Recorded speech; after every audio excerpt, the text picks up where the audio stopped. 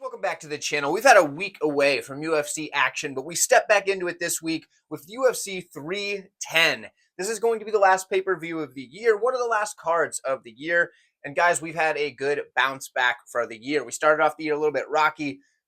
About midway through, June 8th was the turning point, and we started doing pretty well since. Had a few little bumps and bruises along the way, but we are finishing the year strong. And we're going to continue that with this card here. UFC 310 is a great card, fun matchups throughout the entire card, prelims, main card, all of that. The main event is absolutely going to be a barn burner. So I'm looking forward to break this one down with you. I'll see you in the first one here. It's a short notice heavyweight matchup where Kennedy Nzechukwu steps in to take on Lukasz Brzeski.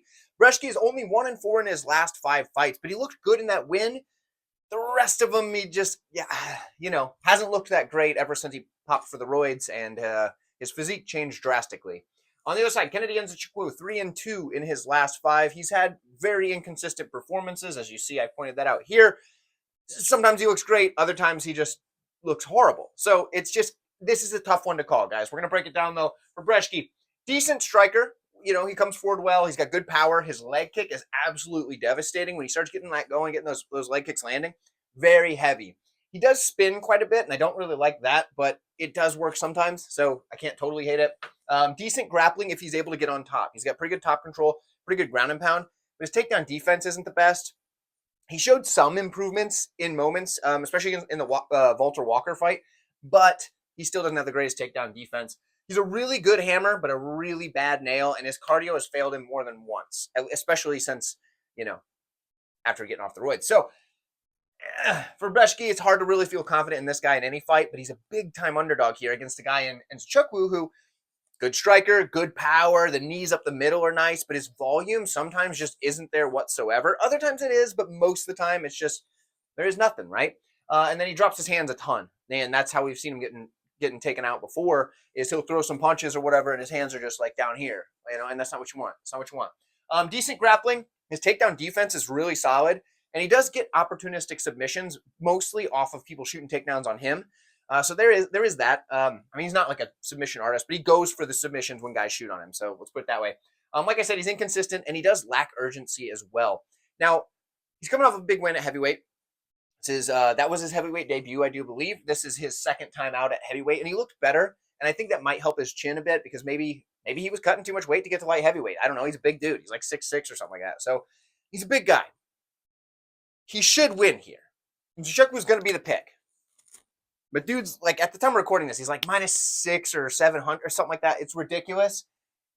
Yeah, it's hard to trust him when we have this, the inconsistency and the lack of urgency, as well as volume that can be suspect, dropping his hands against a guy like Brzeski who has not looked good. Obviously, 1-4 in his last 5 is rough.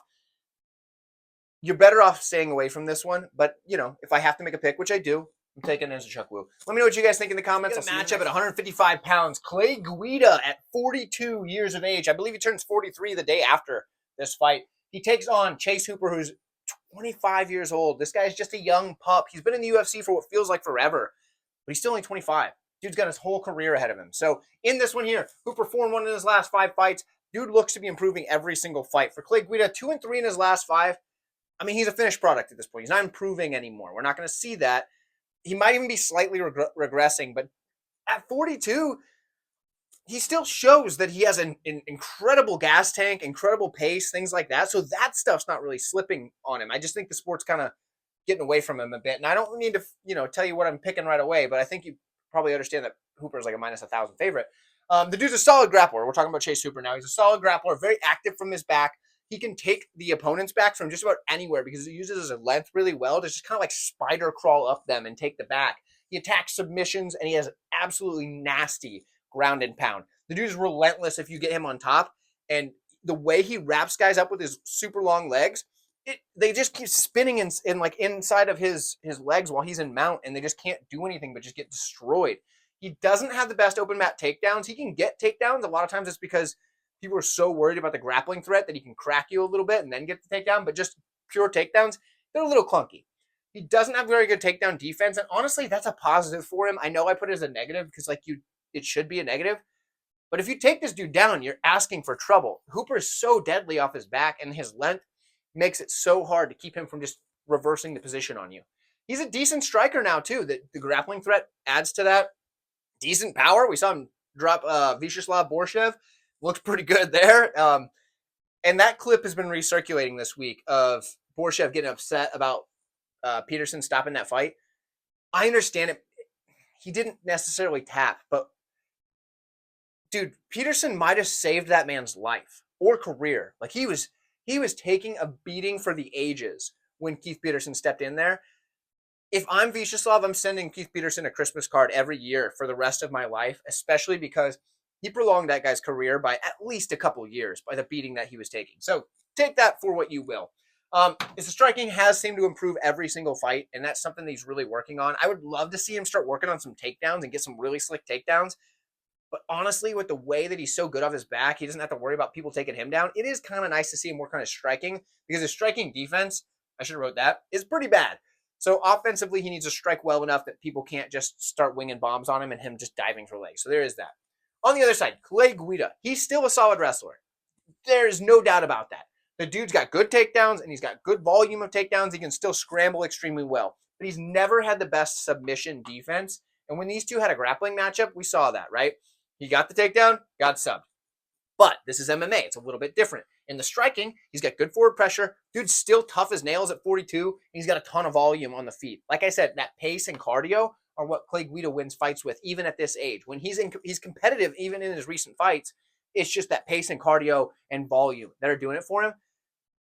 I've spent a lot of time giving both guys their flowers here, and I hate to say it, but like there's short of a freak accident or injury, I can't imagine Chase Hooper losing this fight. He has Guida covered every single place that Guida is good or better. Guida does not have the power to knock out Chase Hooper. Chase Hooper's durability is great. I got tongue-tied there. Sorry, guys. His durability is great, even though his defense is poor. And even if he has to eat a few shots, Guida's not a power guy either.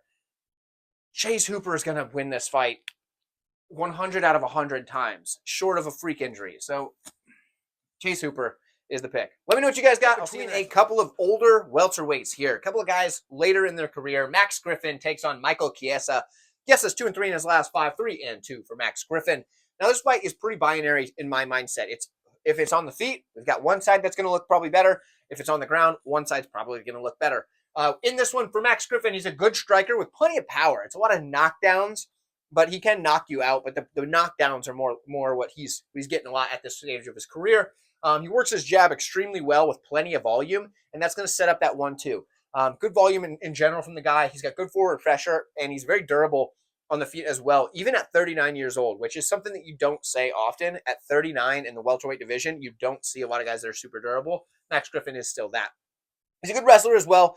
Pretty good takedown defense, and he can mix in takedowns of his own when needed, but he does prefer to box, and that's what you're going to see out of him most of the time, and especially in this fight. On the other side, we have Michael Chiesa, who pretty much just wants to grapple here because he knows that on the feet, yes, he has decent striking. It's used to set up his wrestling, though, predominantly. When he gets the grappling going, that's where he's going to have success. If he can get Max Griffin on the ground, I understand Max Griffin is a good grappler. Chiesa's a better grappler. He has very solid grappling with slick transitions, excellent control, and if he takes your back, you're in some serious trouble. Often to get the fight to the mat, though, he does need to get to a body lock takedown. That is what he specializes in. So he's going to have to use that striking to set up the takedowns, like I said. He will mix a nice steady flow of grappling, of ground and pound, and submission attempts in order to try to seek a finish when he does get the fight to the mat. He's extremely hard to get off of you when he's on the ground.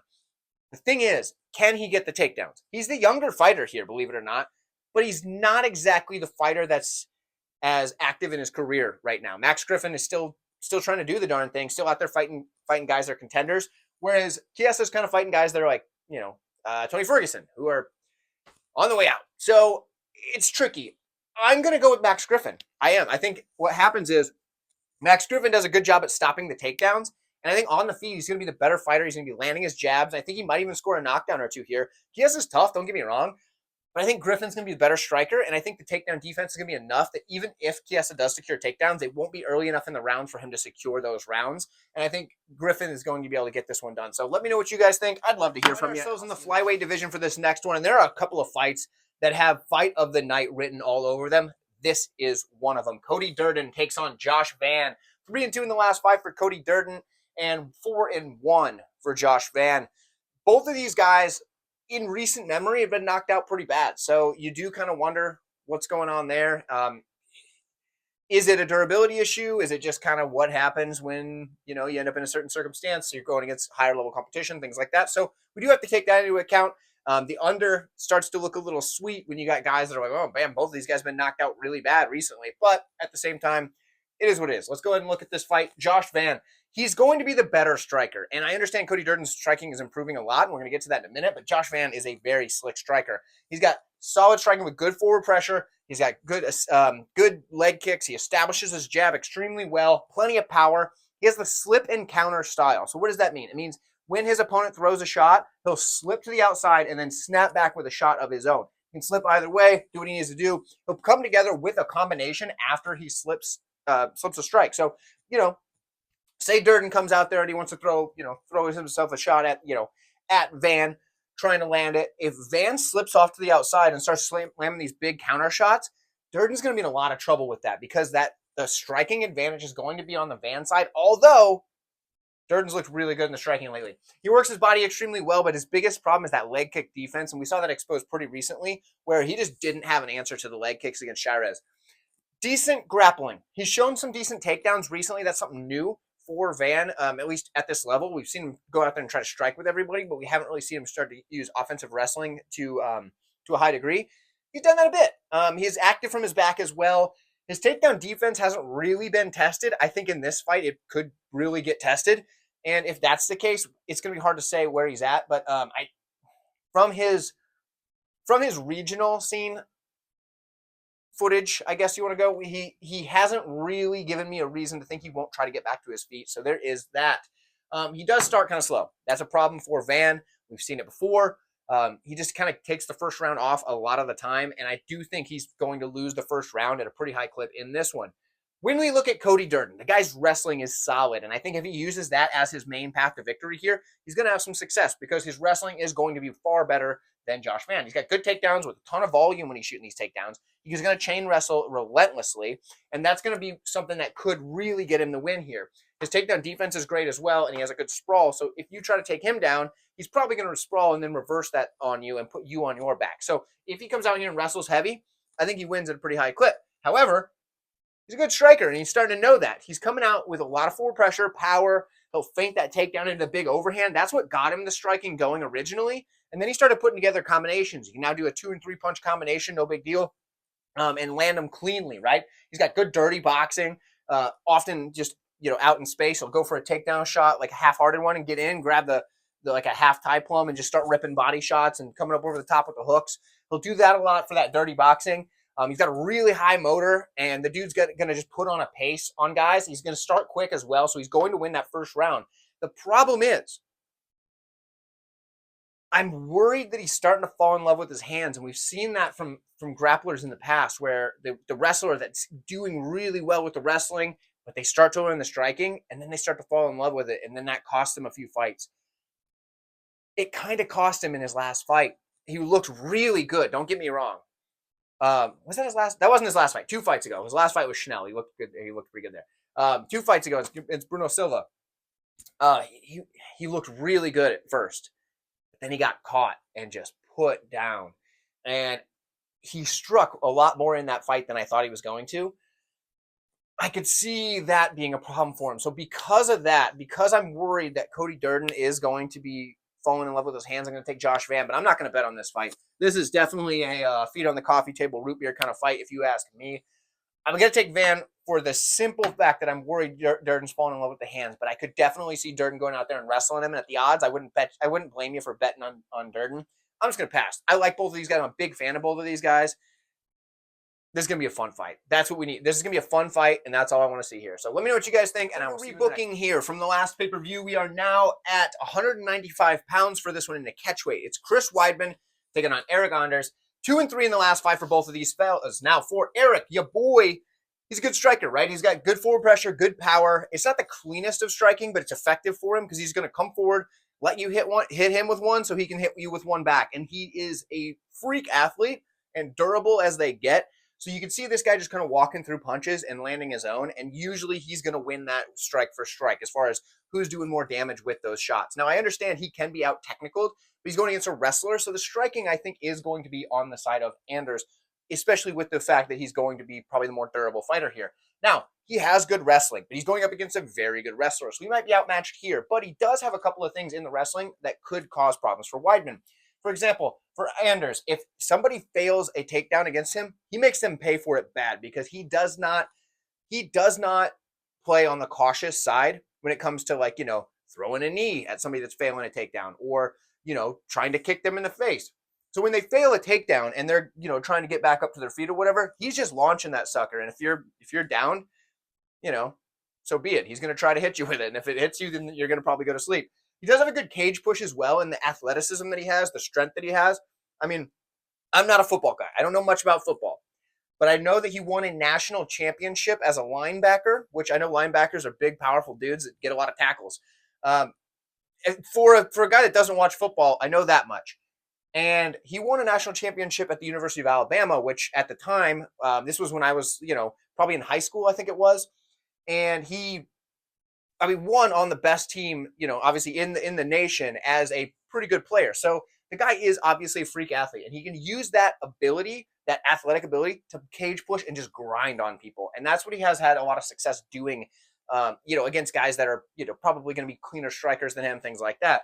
So I do think he has a lot of upside here. But on the other side, we got Chris Weidman, who's a grizzled vet with decent striking. He's more of a wrestler. He's got a good jab and decent power. His durability, I probably should have wrote it up there, hasn't been the best. He was getting knocked out left and right before he broke his leg. So that's something to take into account. But he looked, I don't want to say good against Bruno Silva, but he won. Really controversial fight, but, looked, I don't know. I don't know what to call that. But either way, so there's that.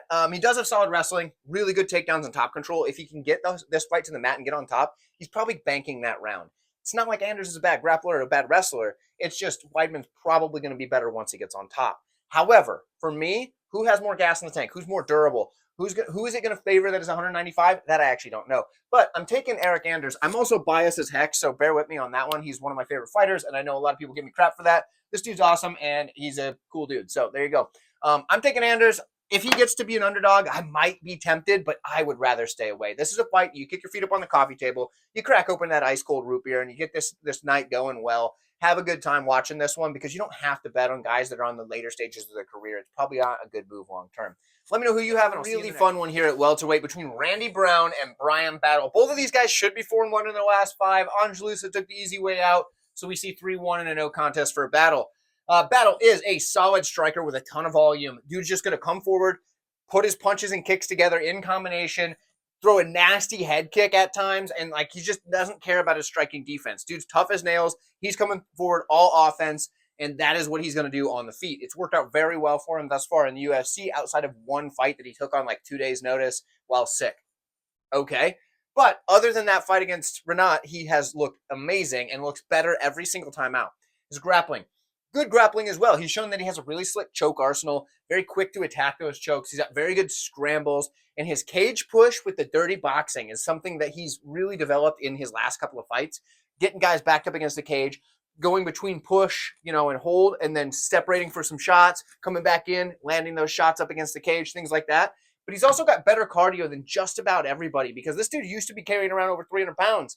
Dude was walking around carrying around 300 pounds. That makes it a lot easier to carry around 170 pounds when you've cut all that weight. Dude looks fantastic. His cardio is amazing. But on the other side, he's got Randy Brown, who's an absolutely super tricky striker.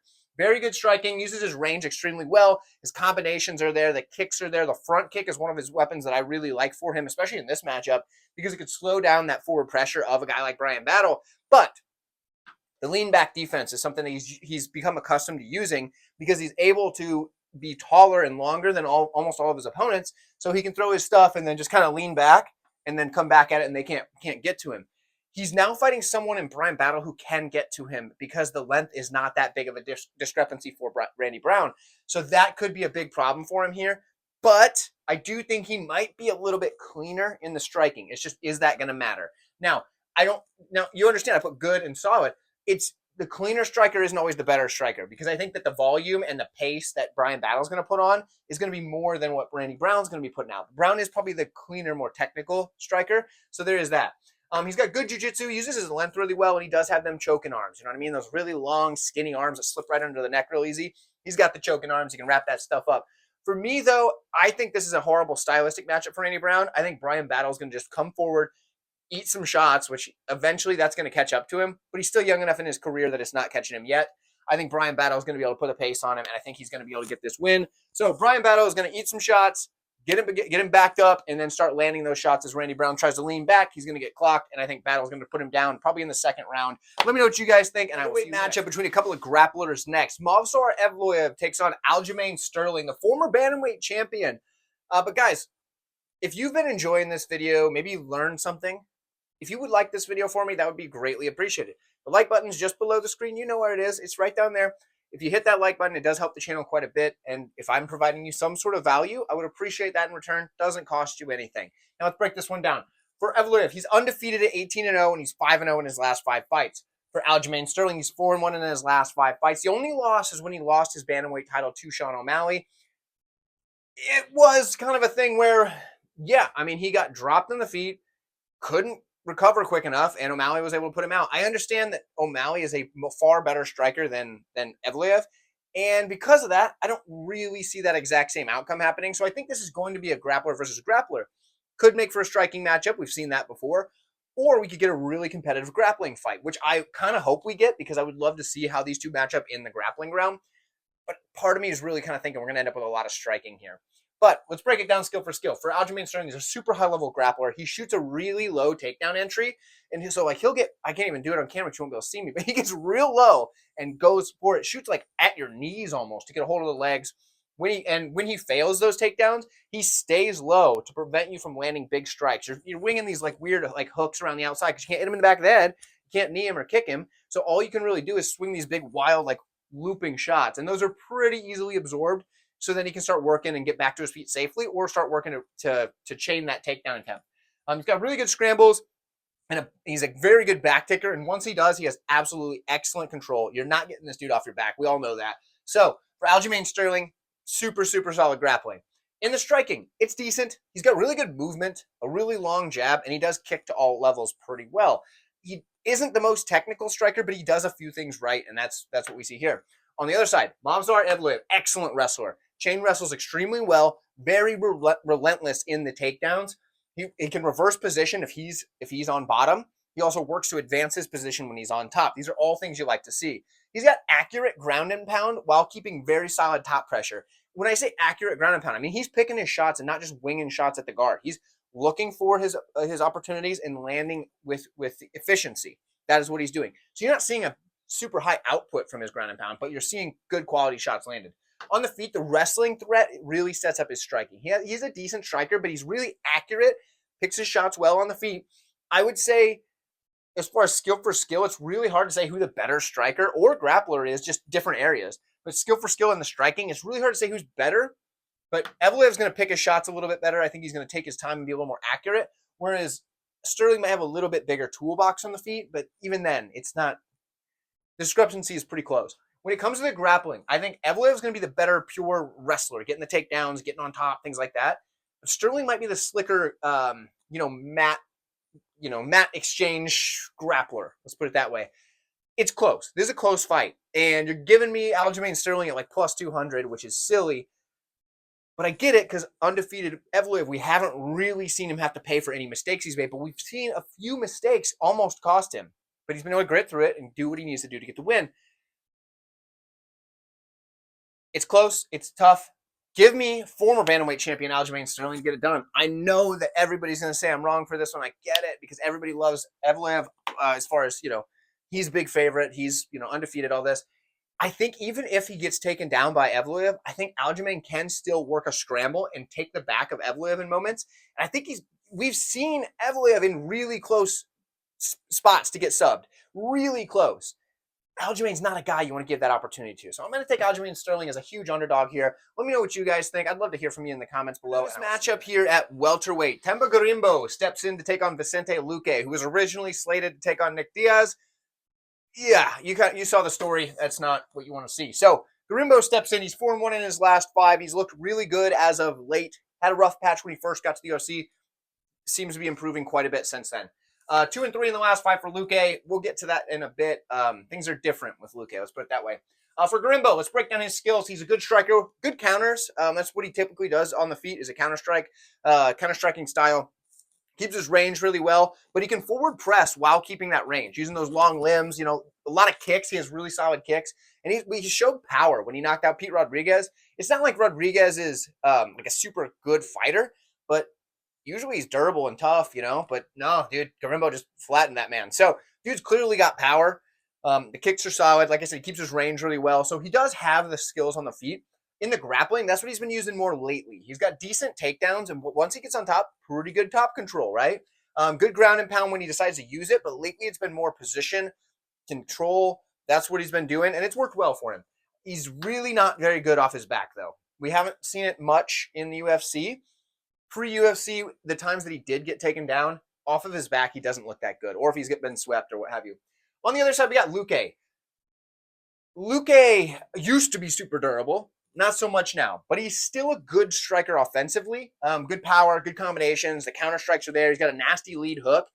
But yeah, that durability, it's not even that he's not durable necessarily, but he's afraid to get hit, it seems like. And I know that it sounds crazy, but he just seems afraid to get hit ever since the traumatic brain injury he suffered at the hands of Jeff Neal. I understand it. If I had that, I probably wouldn't be fighting, you know, but here he is. He's still trying to fight, and just doesn't look right. So, like I said, something is off about Luque. He has good grappling as well. If he gets on top, the top control is pretty good. Good ground and pound. And he has a really slick Darce choke that often comes from people shooting on him. Now, could he lock up a Darce here? Absolutely. And that would be the way I would say he could win. Because I don't think he's going to do well in the striking, because I think he's going to be a little bit timid, because we've seen that in his recent fights. Even against RDA, he did not want to strike with RDA. And RDA at welterweight is not a powerful striker. I know that sounds crazy because RDA is one of the better fighters to do it. He's former world champion, but that was at 155 pounds. He's not a powerful striker at 170. Gorimbo is a powerful striker at 170. I don't think Luque is going to get hit by him. I think what we need to see here from Luque is improved willingness to get into a fight for us to feel good about ever picking him or betting him again. I haven't seen it lately. I think that injury caused him too much damage mentally, not just like because of the injury, but it's got him gun shy. And because of that, Gorimbo's the pick, even on short notice. I just can't pick Luque. I don't think I'm going to bet this fight unless you give me Gorimbo as an underdog, which money is coming in on the Luque side. So there is that. But let me know what you guys think in the comments. This is a really interesting fight for the reasons I mentioned, and I'd love to hear your opinion. Really interesting matchup at 205 pounds, and not for the same reasons as a lot of the other fights on this card. It's interesting because it's kind of hard to know exactly where either of these guys are in their career. We've seen ups and downs from both guys, and neither one is at their best form as of late. When we look at this, Anthony Smith 2-3 in his last 5 fights, 1-4 in the last 5 for Dominick Reyes. Dominick Reyes just recently got his first win in like 5 years? Long time. So that doesn't look great, but he looked really good in that win. For Anthony Smith, it's kind of like he just hasn't looked great in most of his fights, but every now and then you're like, dude, what? Where was that? Beating Vitor Petrino as a massive underdog. He seems to have Ryan Spann's number. Ryan Spann just can't buy a win over Anthony Smith. It's kind of one of those things where it's like both guys both have the skills. It's just they're not putting them together the same way that they once were. So when we look at this fight, for Dominick Reyes, he's a solid striker. He's going to be the cleaner, better striker out of the two. Good for pressure, tons of power. Dude hits like a truck. Good combinations, good volume. His counters where he does that step back into that cross, absolutely beautiful. But his durability. I understand people were like, oh, but look who he's getting knocked out to. He got knocked out like 4 times in a row. Or 3 times. Maybe 3 times in a row. 3 times in a row, actually, because he lost the decision to Jones. He got knocked out like 3 times in a row. It's not what you want to see. So even though, yes, he's getting knocked out by guys that are pretty gosh darn hard hitters, it still just takes a toll on you. His grappling, we haven't seen a ton of it. From what we can tell, it's pretty decent grappling, and he has very good ground and pound. We have seen that. When he drops guys and follows them to the mat, that ground and pound is there. On the other side, Anthony Smith, he's a good striker. I would say not as good as Reyes, obviously, but he's a good striker. People don't think that. It's because when he's backing up, he's a very poor striker. Backing up Anthony Smith is not a good striker whatsoever. And if he's backing up in this fight, he's probably going to get just absolutely ragdolled on the feet. However, when you get Anthony Smith moving forward, this dude strikes really well. When he's coming forward, I know everybody right now, just because everybody hates Anthony Smith. I get it. Anthony Smith going forward with his strikes is very dangerous. He'll start slamming these elbows as he starts closing the distance. He's got really long, straight punches, works the jab really well. You know, the 1-2 just kind of coming downhill. That's where he's deadly. It's just when he backs up, very bad. He does use the elbows, like I said, as opponents close distance, whether they're coming forward at him or he's coming forward. I like it best when he's coming forward because obviously when he's going backwards, like I said, not that good. He's got a good snapping front kick, but this is not the front kick we see him do when he's back up against the cage and just kind of covering up and throwing those kicks. That's not the front kick we want to see. We want to see the one where he's walking forward and just slamming them to people's bodies. That's the front kick you like. Dude's tough as nails as well. Yes, he can be knocked out. We saw it against Khalil Roundtree. Most of the time, let's be honest, Khalil could knock out a tree. So I don't know if you know this, trees are hard to knock out because they're, not conscious. But point is, you can't knock something out that is rooted to the ground and not conscious to begin with. So Khalil Roundtree does the impossible. The guy hits really hard. That's a poor joke, but the point is, dude's tough. Other than the Khalil Roundtree knockout, we've seen this dude eat crazy damage and just stay around. What about the second Ryan Spann fight? That wasn't that long ago. Obviously, the Glover Teixeira fight gets a lot, but you know what I mean. The dude is tough as they come. The leg kick defense is horrible, though. So if Reyes starts coming forward and throwing leg kicks, Anthony Smith's in a lot of trouble on the feet. If this fight gets to the mat, Smith is super slick with his jiu-jitsu. Problem is, doesn't have open mat takedowns that he seems to use at a high percentage. He doesn't use them very often, and he's content to work from his back if he's taken down. But he does have really good ground and pound if he ends up on top, which is something you want to see. If you're Anthony Smith and you're going out there and you start to secure takedowns, that could be a serious path to victory for him against Reyes because we haven't really seen somebody go out there and just try to, grapple Dominick Reyes in a long time. And the submission arsenal for Anthony is really impressive. Problem is, like I said, he has a hard time getting the fight to the mat on his terms. It's often him getting taken down or dropped. So that's a problem. But I struggle with this fight. I think it should be a pretty closely lined fight, and it's not. And that's the problem.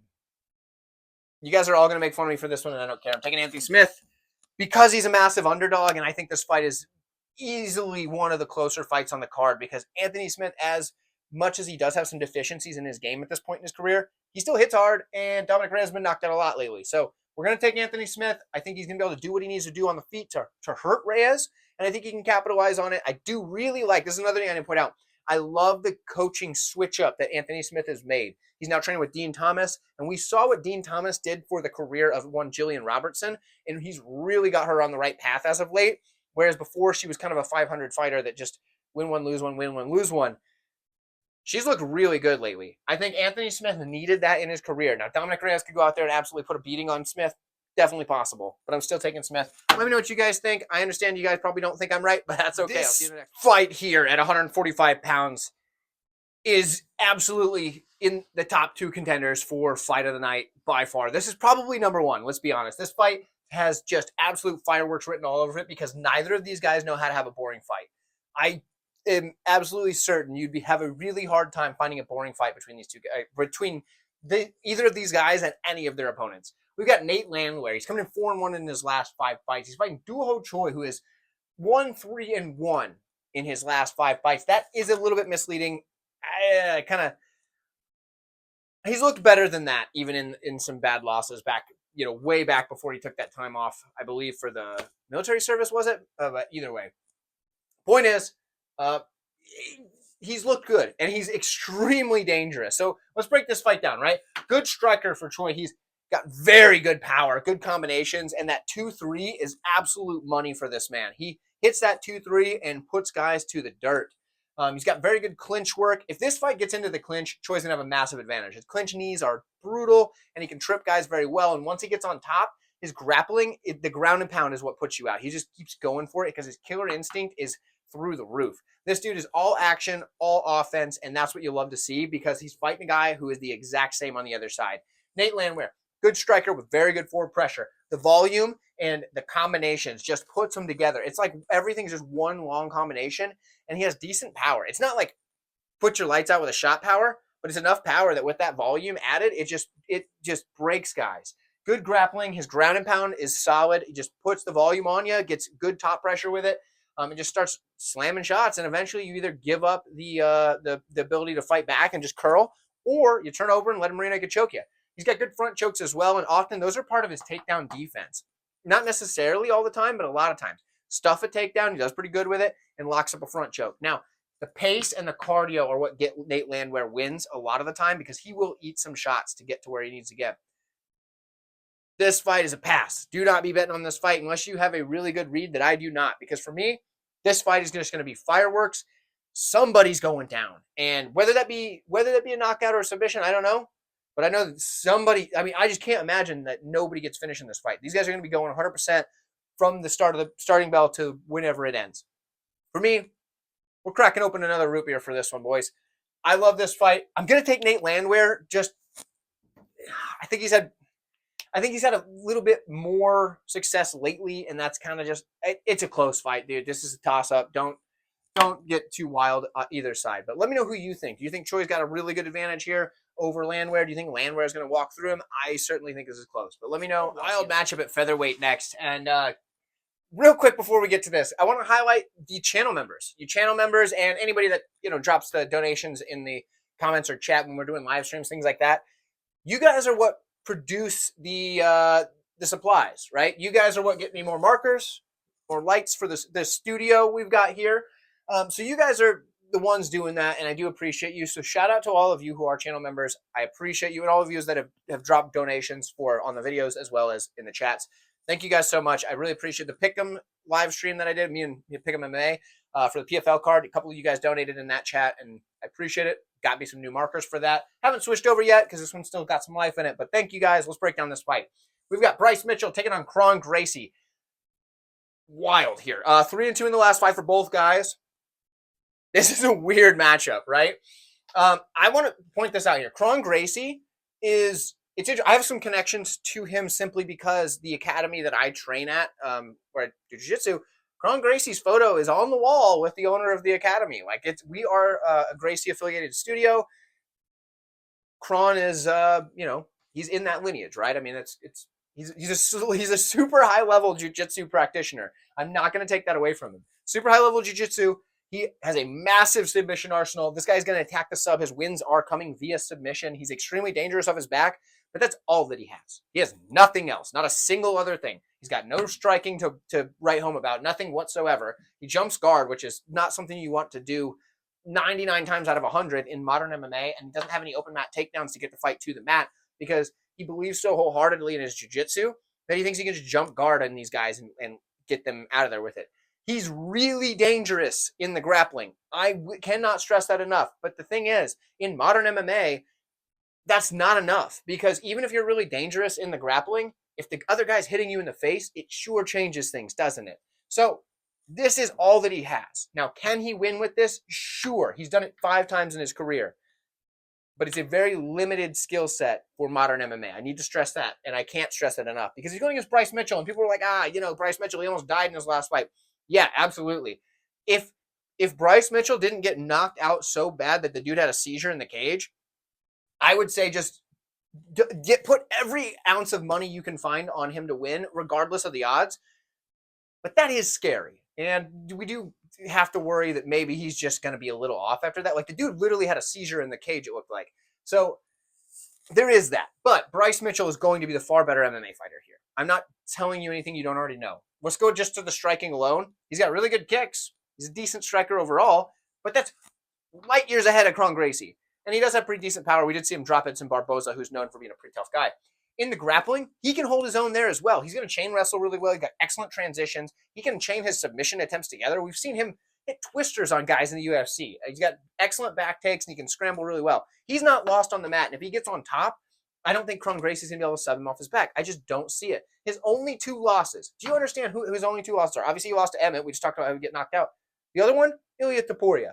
And he didn't look that bad in that fight. Sure, he lost pretty badly, but he did better than a lot of people have fighting Ilia Topuria. So you got to give Bryce a little credit there.